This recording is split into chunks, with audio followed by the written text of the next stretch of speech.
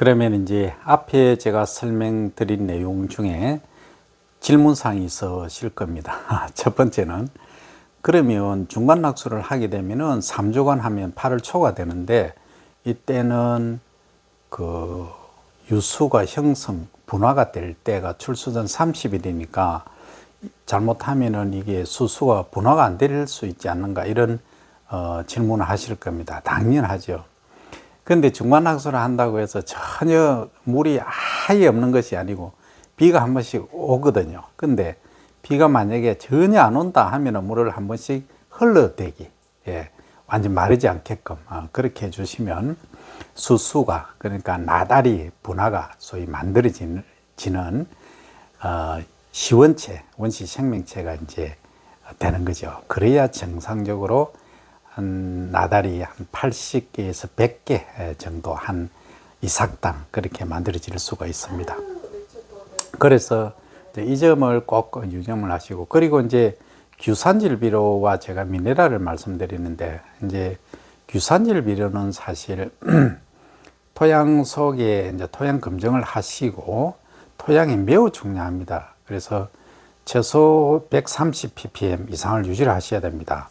그래서 우리 농촌진흥청에서는 130에서 180ppm이 비어재비의 적정 농도다 이렇게 이야기를 합니다. 그런데 만약에 이제 이렇게 되지 않고 좀 상황이 여의치 않을 경우에는 요즘은 그 액상으로 많이 나오죠.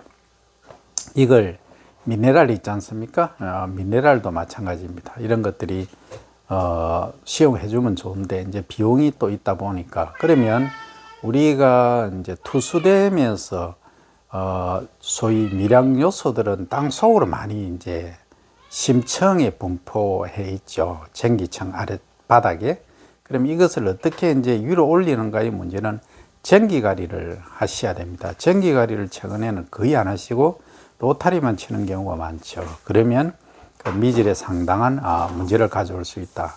그래서 NPK만 꼭 의존하시지 말고 이 16대 원소, 그러니까 CHO 빼고는 다 그 토양에서 와야 되는 부분이지 않습니까? 비료로 양분으로 흡수를 해야 되니까 이 부분을 꼭 인지를 하시고, 그리고 이제 중간낙수를 할 때도 그렇습니다. 우리 노는 물이 너무 잘 빠지는데, 또 우리 노는 고논이라서 물이 안 빠지는데 이런 말씀을 하시는데, 제가 평균적으로 말씀드리는 것이고, 이제 논의 상태를 봐가면서 이제 물 흘러대기 또는 걸러대기 정도로 하셔야 됩니다. 얕게 되기는 하시면 안 됩니다. 중간 낙수 기간 중에는 한번 그냥 물 소위 찔끔 대고 그냥 그 마셔야지, 계속 물 욕심 내시고 또 대시면은 문제가 발생합니다.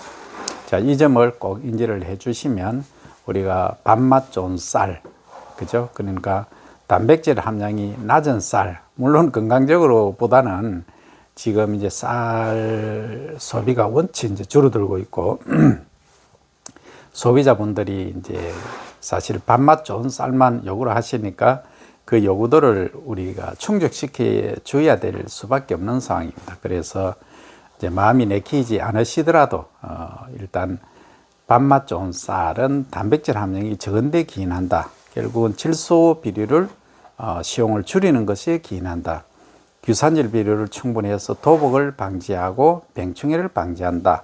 미네랄을 추가로 투입을 스프레이를 해줘서 또 병충해를 방지하고 맛있는 쌀을 생산한다. 이게 결론입니다. 그래서 제가 이제 말씀드리는 거는 기본적으로 말씀드리는 거고, 기후대, 그러니까 북부냐, 남부냐, 평야지냐, 산간지냐, 중산간지냐, 그리고 품종에 따라서도 또 다릅니다. 그리고 토성, 그리고 배수 정도에 따라서 다 다르기 때문에 이 부분은 이제 농사 경험이 다들 많으시니까 조영선 교수가 하는 얘기가 요 정도면은 우리 지역에는 이렇게 적용되겠구나 하는 점을 인지를 하시고, 그리고 정 모르시겠으면은 저한테 연락을 주시기 바랍니다. 010-7183-368입니다. 010-7183-3682.